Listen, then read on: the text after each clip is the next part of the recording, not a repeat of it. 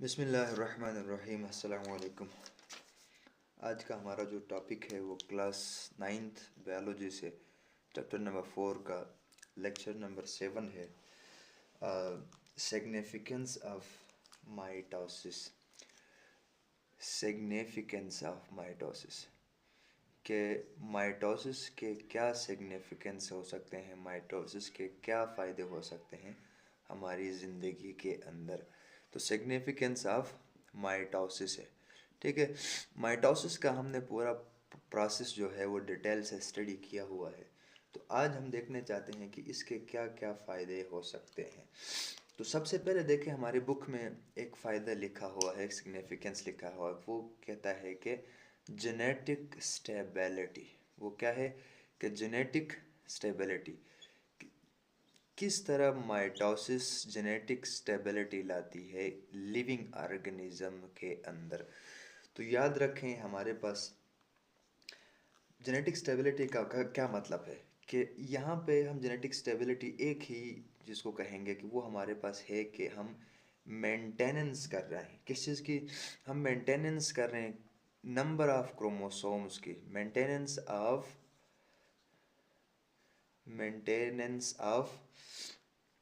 Chromosomal sets, कि हम next generation के अंदर क्रोमोसोमल सेट को क्या करेंगे, मेंटेन करेंगे, ठीक है।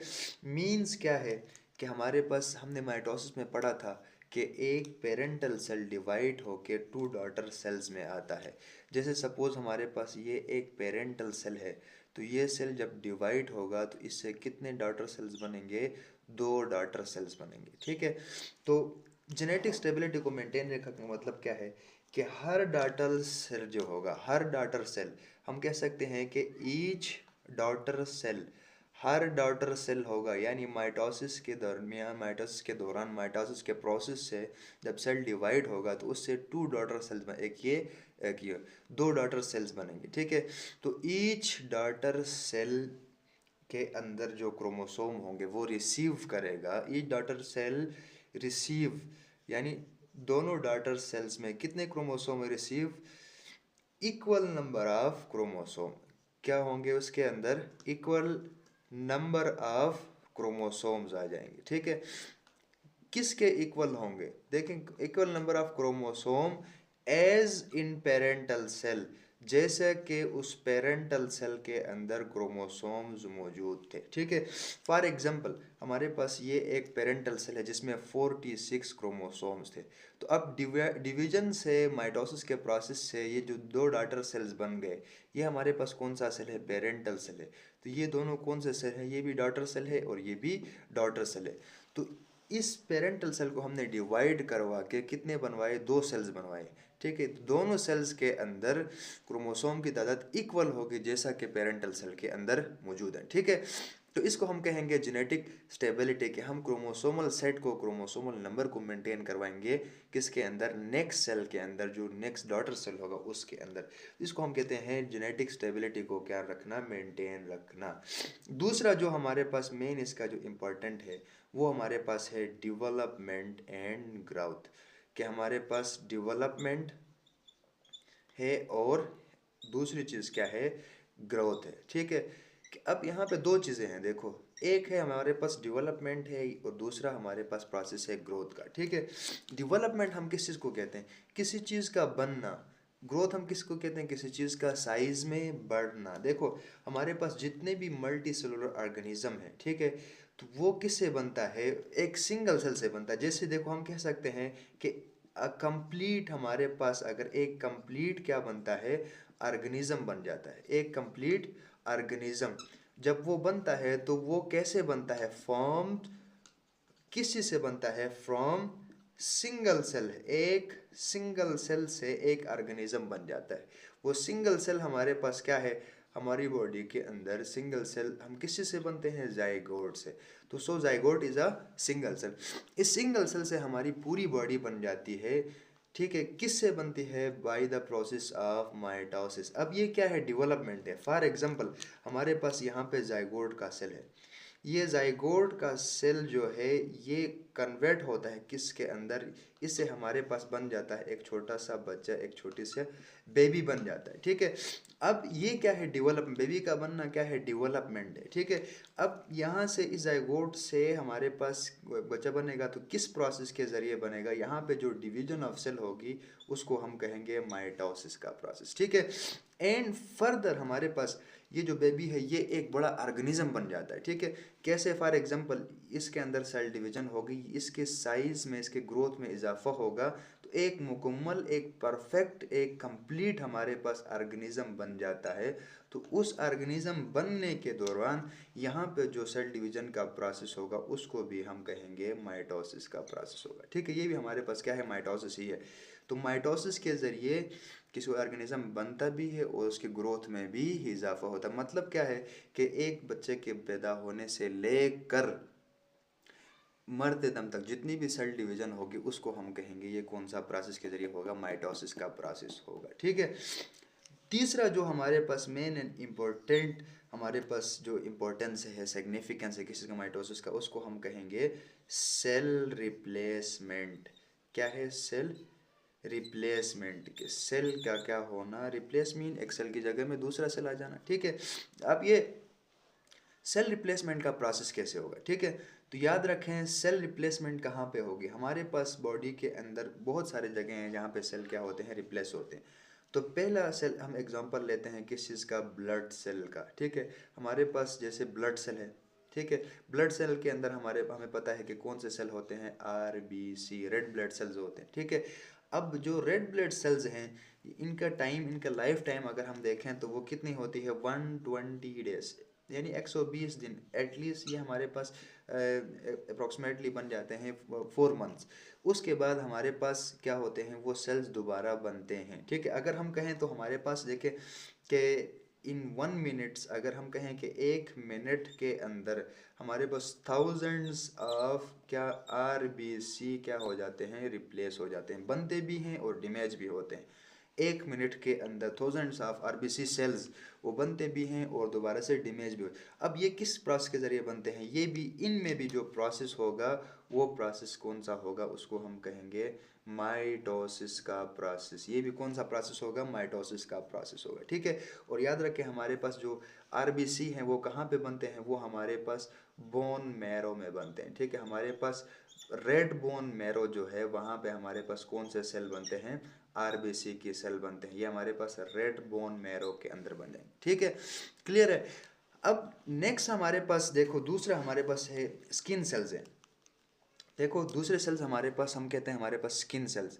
देखें स्किन सेल्स, ये भी स्किन सेल्स को हम क्या कहते हैं, एपिथेलियल सेल्स कहते हैं। जैसे फॉर एग्जांपल हम अगर मुंह धोते हैं तो हम मिलियंस ऑफ सेल्स को क्या करते हैं, डिमेज कर देते हैं। जैसे हम अगर खाना खाते हैं तो डाइजेस्टिव ट्रैक के साथ, जैसे हमारे पास ये डाइजेस्टिव ट्रैक है तो इस ट्रैक के साथ जितने भी सेल्स हैं वो हमारे फूड के साथ क्या होते हैं, डिमेज होके कहाँ पे चले जाते हैं, फूड में मिक्स हो जाते हैं। तो ऐसा नहीं है कि हमारी डाइजेस्टिव ट्रैक बिल्कुल क्या होगी, ख़त्म होगी।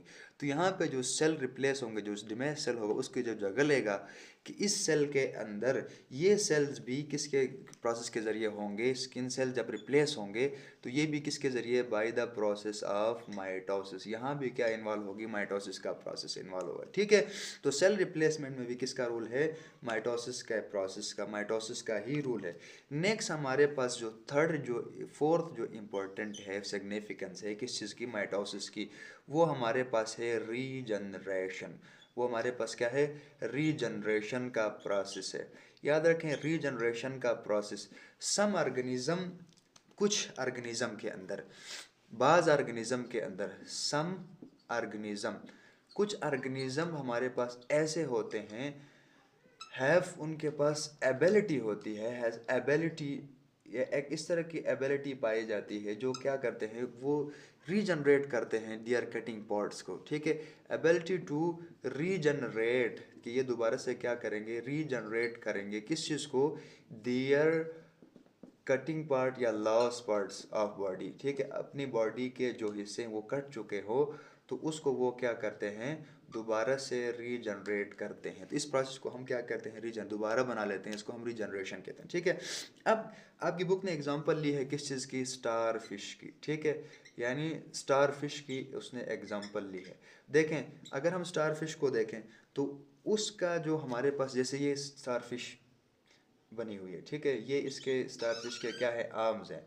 तो अब इन आर्म्स में क्या होता है कि अगर फॉर एग्जांपल इनमें से हम कहते हैं कि कोई पार्ट, कोई हिस्सा अगर यहाँ से क्या हो जाए, कट जाए, यहाँ से क्या हो जाए, कट जाए, तो अब स्टार फिश के पास ये एबिलिटी है कि ये हू बहू ऐसा ही आर्म दोबारा से क्या कर सकता है, बना सकता है। तो इस प्रोसेस को हम क्या कहते हैं, रीजनरेशन। अब ये जो कटिंग पार्ट दोबारा बनेगा, ये किस प्रोसेस के ज़रिए बनेगा, इसको भी हम कहेंगे ये माइटोसिस के प्रोसेस से ही बनेगा। ठीक है, ये भी किसके प्रोसेस से बनेगा, माइटोसिस के प्रोसेस से बनेगा। ठीक है, अब नेक्स्ट हमारे पास जो इसके जो सिग्निफिकेंस है वो है हमारे पास एसेक्सुअल रिप्रोडक्शन। ठीक है, वो हमारे पास क्या है, एसेक्सुअल रिप्रोडक्शन। एसेक्सुअल रिप्रोडक्शन में भी किसका रोल है, माइटोसिस का ही रोल है। ठीक है, अब एसेक्सुअल रिप्रोडक्शन में क्या होता है, देखो सम ऑर्गेनिज्म क्या करते हैं कि हमारे पास एक ही सेल से क्या बन रहा है, उससे एक पूरा ऑर्गेनिज्म बन जाता है। ठीक है, तो यहाँ पे asexual means similar kind of organism बनाना। ठीक है, इससे क्या होगा कि सिमिलर काइंड ऑफ ऑर्गेनिज्म। ठीक है, सिमिलर काइंड ऑफ ऑर्गेनिज्म का बनना, इसको हम क्या कहते हैं, एसेक्सुअल रिप्रोडक्शन। जैसे फॉर एग्जांपल देखिए, हमारे पास अगर हम कहें तो हमारे पास एसेक्सुअल का रिप्रोडक्शन का जो प्रोसेस है ये भी किसके ज़रिए होगा, ये हमारे पास मीन्स ऑफ माइटोसिस के ज़रिए ही होगा। ठीक है, माइटोसिस का प्रोसेस होगा। जैसे फॉर एग्जांपल एसेक्सुअल रिप्रोडक्शन के हमारे पास बहुत सारे एग्जांपल हैं, जैसे बर्डिंग है, जैसे हमारे पास वेजिटेटिव प्रोपगेशंस हैं, अच्छा फैशन है, मल्टी फैशन है, सिंपल फैशन है। ठीक है, बहुत सारे हमारे पास। ठीक है, जैसे यहाँ पे आपकी बुक ने एग्जांपल ली है एक ऑर्गेनिज्म की, हाइड्रा की। किसकी एग्जांपल ली है, हाइड्रा। ठीक है, अब हाइड्रा क्या है, हाइड्रा सिंपल हम इसको पानी वाला सांप भी कहते हैं। ठीक है, हाइड्रा हमारे पास एक ऑर्गेनिज्म है जो वाटर के अंदर पाया जाता है और इसको हम क्या कहते हैं, पानी वाला सांप भी कहते हैं। ठीक है, सपोज हमारे पास ये आपके पास एक हाइड्रा ऑर्गेनिज्म है। ठीक है, अब आपकी बुक कहती है कि हमारे पास ये जो ऑर्गेनिज्म है, कौन सा ऑर्गेनिज्म, हाइड्रा का ऑर्गेनिज्म जो है। ठीक है, अब ये क्या करता है, इससे यानी एक छोटा सा इसके बॉडी से ये थोड़ा सा छोटा सा बर्ड एराइज होता है। ठीक है, ये एक छोटा सा बर्ड यहाँ पे क्या हो गया, बन गया। ठीक है, अब क्या होगा, with the passage of time ये जो बर्ड है ये ग्रो करेगा, ग्रो करते करते करते इसकी बॉडी से एट द एंड अलहदा हो जाएगा और एक इस तरह का सेम हाइड्रा बन के क्या होगा, तैयार होगा। इस प्रोसेस को हम कहते हैं बर्डिंग। इसको हम क्या कहते हैं, ये हमारे पास प्रोसेस है बर्डिंग का। तो बर्डिंग इज एसेक्सुअल रिप्रोडक्शन। अच्छा, इसमें जो सेल डिवीजन होगी, यानी इस बर्ड का ऑर्गेनिज्म बनने तक ये जो सेल डिवीजन है, इसमें कौन सा सेल डिवीजन इन्वॉल्व है, माइटोसिस इन्वॉल्व है। ये माइटोसिस के प्रोसेस से इन्वॉल्व हो। इसी तरह हम एक छोटा सा कलम लेते हैं गुलाब का, रोजेस का, उसको किसी दूसरी जगह लगाते हैं, तो देन ये जो आपके पास कलम है further convert into the new rose, उससे एक नया गुलाब बन जाता है। इसी तरह हम किसी पेवनकारी करते हैं। ये जितनी भी चीज़ें हैं ये सारे प्रोसेस किस में आते हैं, सारे के सारे एसेक्सुअल रिप्रोडक्शन में आते हैं। जैसे अमेबा का, हमारे पास एक अमेबा है तो उससे दूसरा अमेबा बन जाता है फैशन के ज़रिए। सम टाइम उसमें सिंपल फैशन होती है, बाज़ होकर उसमें मल्टी फैशंस होती है। ठीक है, सम टाइम उसमें बाइनरी फैशंस होती हैं। तो ये सारे प्रोसेस किसके ज़रिए होंगे, माइटोसिस के प्रोसेस के ज़रिए ही होंगे। तो ये हमारे पास क्या है, चंद सिग्निफिकेंस ऑफ माइटोसिस, यानी माइटोसिस के फ़ायदे क्या क्या हो सकते हैं। ठीक है, तो उम्मीद है आप लोगों को समझ में आया होगा। अगर इस पूरे टॉपिक के अंदर कोई भी क्वेश्चन हो आप कमेंट सेक्शन में पूछ सकते हैं। मिलते हैं इंशाल्लाह नेक्स्ट लेक्चर में, तब तक के लिए अपना ख्याल रखिएगा। अल्लाह हाफिज़।